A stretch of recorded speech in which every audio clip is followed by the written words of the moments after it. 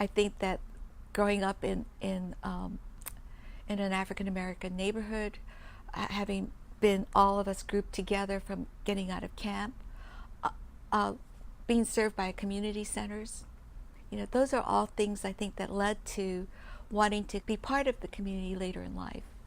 I was born in 1943, and my parents and all my family had been incarcerated in internment camps during World War II. So I lived in an enclave of Japanese Americans in an all-black neighborhood on the south side of Chicago. I had an interest in politics. I went to Washington University in St. Louis. I always was kind of under it because St. Louis is a place where people actually live in houses, and that Leave It to Beaver life really existed in St. Louis, and I didn't know it existed anywhere. I thought it was just TV. So I had a cultural shock and sort of a racial shock in St. Louis. When I moved on after college, I was married. I lived in Chicago, and I had a candidate who was an alderman who was fighting against the original Richard Daley. And he wasn't expected to win because Richard Daley had that amazing democratic machine. Alan Singer, and he was the alderman, and he won. And they didn't know what to do the rest of the party, and so I became the precinct captain of these 2 square blocks, having gotten out the vote, and et cetera, et cetera. You had to remove fire hydrants, you had to get houses knocked down, you had to, all the complaints on the block came to you. So I lasted a very short time as precinct captain. It was wonderful, but I gave it up early. I eventually moved to New York and didn't do much. I was in fashion and married to a German-English guy who was a painter. And after that marriage crumbled, I became interested in the Redress movement. And the Redress movement started in the mid to late 70s on the West Coast, where people wanted to hear about the incarceration of Japanese Americans. And what happened to most of us is that that experience was tamped down and covered and glossed over.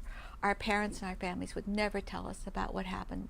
And so they would talk about camp, and I kept thinking, what good time did they have that I wasn't part of before I was born?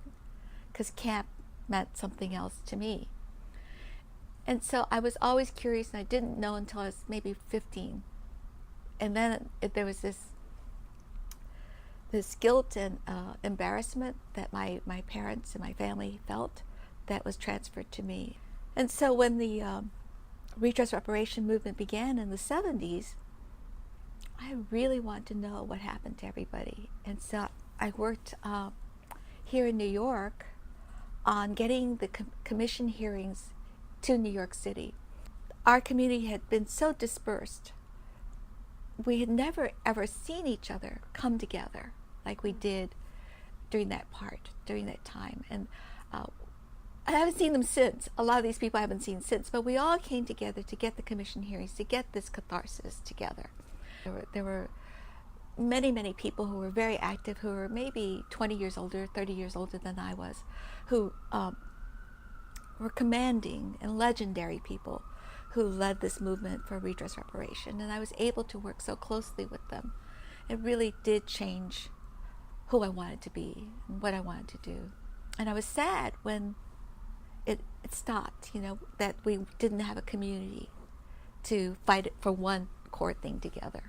Even having the hearings, I was kind of at a loss when the hearings finally occurred, like where do you put your body next, or what do you put your mind to next?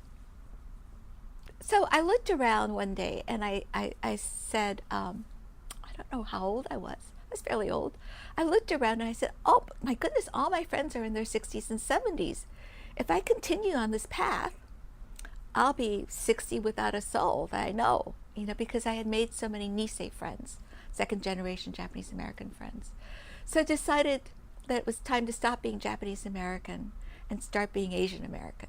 And there was arty things and social service things, but I did join a lot of boards and tried to contribute what I could. And in that process, created another wonderful community. And now at this point, it's like 30 years of relationships with people in the Asian American community. When I was doing Asian stuff, I felt pretty invincible. I could convince people to do things, and I could move and organize really well. I was very low-keyed, and I didn't speak out that much, and I didn't speak in public, but I did have the ability to work with people well. All my life I wanted to have children, and I wanted to have tons and tons of children. And I adopted a little girl from Korea. I think I was about 40. But very quickly we saw that she had some delays. And the delays became wider and wider and wider as she grew older.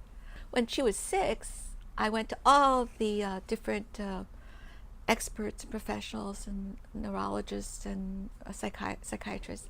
So what's this? Because she's not gaining language. Her behavior is very difficult. And they said, oh, if you wanted to call this autism, which they all told me it wasn't, you could call this autism. So we tried all these methods of different things, B12, and nothing worked. And so we tried something called applied behavior analysis, which is one-to-one teaching. And in 6 weeks, she could say, I want orange juice. What difficulty I had was I couldn't believe that I couldn't make her mainstream, that I couldn't give her language. And I found it so overwhelmingly frustrating not to be able to give her the education and the materials and the tools she needed. At some point, the materials I was trying to find, I couldn't find. They would say, oh, cut out magazines and get actions of kids jumping or clapping or shouting or playing. That's a lot of magazines you can go through and try and glue together.